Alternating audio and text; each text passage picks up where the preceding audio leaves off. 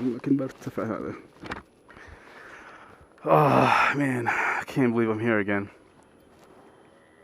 يا اخي صعب قاعد تتكلم نفسي بالانجليزي وانت جنبي على هذا. ممكن تصير هناك. استحي منك شوية.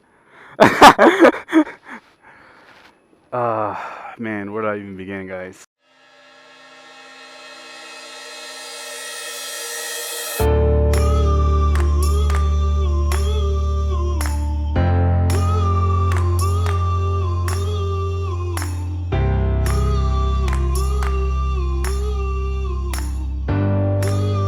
See now there's buses behind me, like this guy on the left just stopped right now just to stare at me.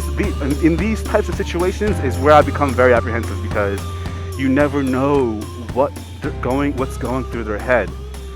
It's not that the camera is not the issue. It's the fact that I'm wearing a full face helmet and that my identity is concealed. See, I have my visor up right now. You guys can't tell, but I have my visor up because it makes people less worried, and for them to be able to see my eyes, it puts them in a more comfortable position. Because if I have my face mask down like this, I have a mirrored visor, and they can't see Jack, you know, they're gonna be suspicious because they're gonna be like, yo, what is this guy up to? Wow, look at the birds. So for me, I'm your typical American kid. I don't want everyone to get I don't want people to think that, you know, although I am blood-wise one of them, my mannerisms, my accent, you know, my life is completely, totally different from what you see here. I'm American. I'm completely American. I grew up watching the Power Rangers, for God's sakes. So, you know, born and raised. So all of so for me coming here, it's still a struggle in terms of trying to adapt.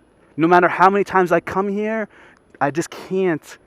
I can't grasp the living, you know, the life, the living standard here. I can't grasp it. I can't indulge myself in it and just let it take me because it's so hard to just, you know, humble yourself. It's a true test, honestly, because it seems like regardless of how much money it seems like no matter how much money you have and no matter how much you prepare for this place, it just takes you and all. It just takes you completely out of your state of mind and your body. It's just a different experience, and no documentary, no movie can explain to you guys what it's like to live here. It's just something else, man.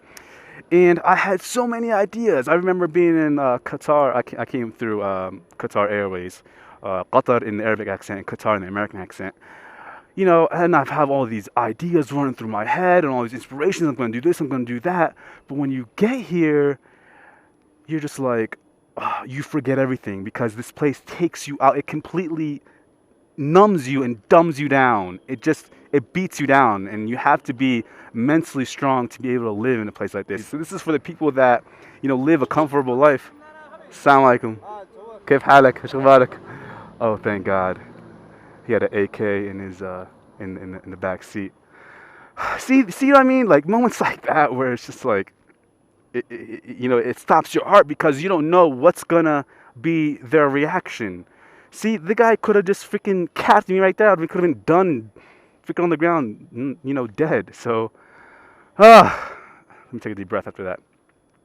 I forgot my train of thought. I don't know where I was. So yeah, for the people that, you know, live, these types of videos and this type of exposure sometimes bring to the YouTube community in the motovlogging communities is for the people that live comfortable lives in wherever the part of the world you are, you know, UK, Canada, US, Australia. I know I have subscribers from Norway and all these different places. You know, people leave comments and say, hey man, you know, thanks, you know, this definitely opened my eyes. And that's what I'm trying to achieve here, because we get lost sometimes in our own little bubble, in our own little world. We think it's the center of the universe, when in actuality, it's not. I think that, you know, for you to, my hair's in my eyes, hold on.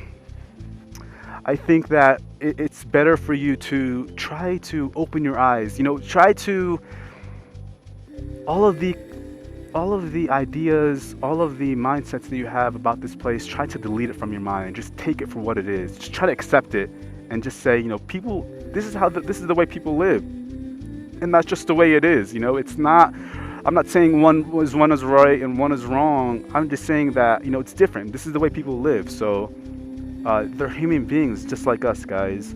You know, whether you be in your comfortable little air-conditioned room on your big screen TV right now watching this,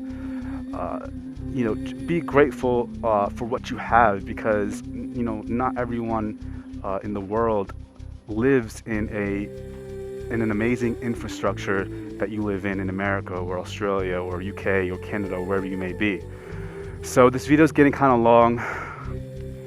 In terms of quality, guys, 720 at 30 frames. I cannot go and record at 1080 because in terms of file sizes, when I render and I put videos together and I do my thing and it's time for me to upload and the video is 1 gig, I can't. Like, I have to somehow cut the quality down to a size where I can be able to upload, because the internet here is so horrible and the upload speeds are horrendous. It'll take me, literally overnight to upload something. That's okay. I don't mind that. But the problem is at the end, the electricity cuts off. The electricity is not consistent here. Electricity is on, from 24 hours, I would say it's on maybe 11 to 10 hours. And it's not 10 hours straight. It's like cut. It's like in pieces. And you can never guess, and you'll never understand, or you'll never guess when the next time electricity will come on. So I can't, that's, it's going to take a quality hit, and I hate that. But in terms of moto vlogs and what I'm doing now, it'll be at 720 at 30. I would love to record at 60 frames and it'd be amazing, but guys, the quality, I have to make sacrifices wherever I can. In terms of video projects that I have in mind that I want to do, obviously I record at a higher quality and a higher frame rate. That way when I'm back home in America and I'm in a better country, I'll take my time and edit those types of video projects at higher quality, because I know I have the comfort in my mind that I can upload it very quickly. But in terms of here, it's going to be 720 at 30.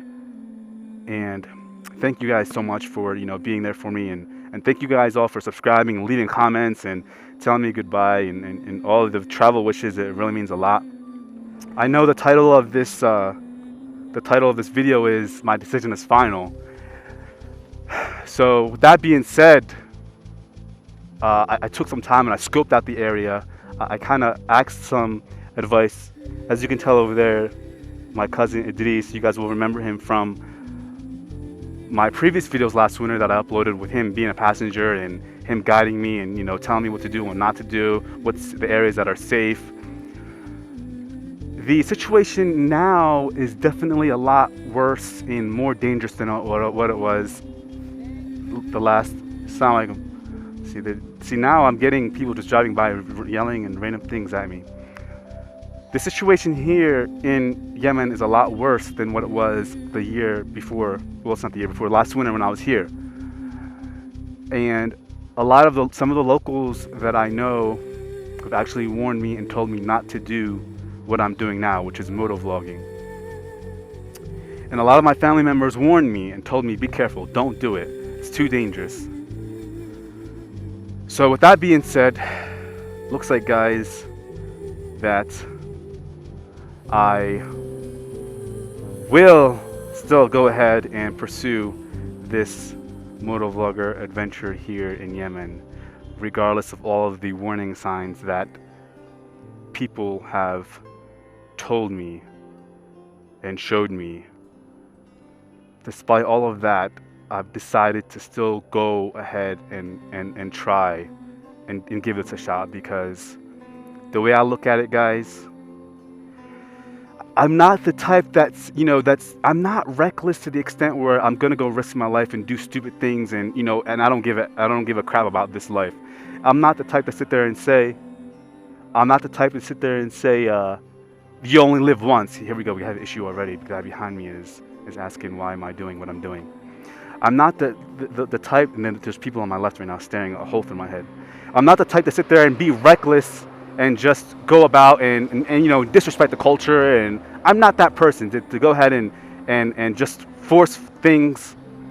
I would say that I have a smart head on my shoulders, but at the same time, I just think that these opportunities that are in front of me can possibly open doors for me in other avenues, and that is the reason why I've still decided to go ahead and pursue this adventure here in Yemen. Look how amazing that is. That's so beautiful. I don't know if you guys can see that, but all the birds right there hovering, Earlier I was talking, I didn't want to mention it, but they're hovering like a little circle.